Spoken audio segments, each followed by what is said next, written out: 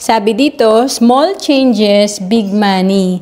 Kahit pala sa maliliit na bagay na ginagastos natin or nilalabas mula sa ating kinikita, pwede pala tayo magkaroon ng malaking savings.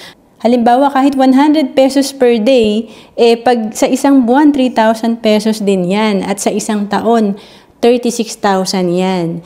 Saan natin kukunin? Siyempre, sa mga mahal na kape or sa soft drinks natin, sa dessert natin, and then yung mga bisyo natin, pwede naman pala nating alisin to at iwasan. Siyempre, importante na disiplinahin natin yung sarili natin, lalo na kung wala pa talaga tayong naiipon or baon pa sa utang.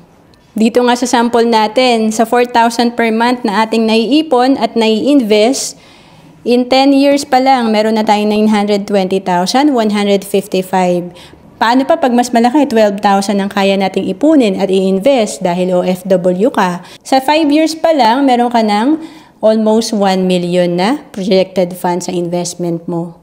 Kaya kung naghahanap ka kung saan ka pwede magsimula mag-ipon at mag-invest, pwede ka sa Kaiser na sinimulan ka rin noong 2012. Kasi dito, meron ka ng investment, meron kang healthcare, at meron kang life insurance. Ito ay 7 years to pay lang and 20 years yung maturity. Pwede ring one-time payment.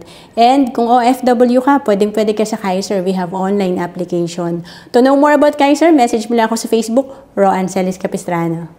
Bawat Pilipino dapat maging handa sa mga oras na hindi natin inaasahan. Gaya ng biglaang pagkakasakit, dapat may pondo tayo na magagamit. Sa oras ng pangangailangan, dapat may magmamalasakit. At sa pagtanda, walang pangamba, dapat may mag-aalaga.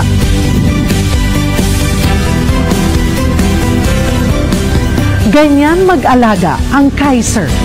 Yan ang dapat. Ako po si Cheryl Posip.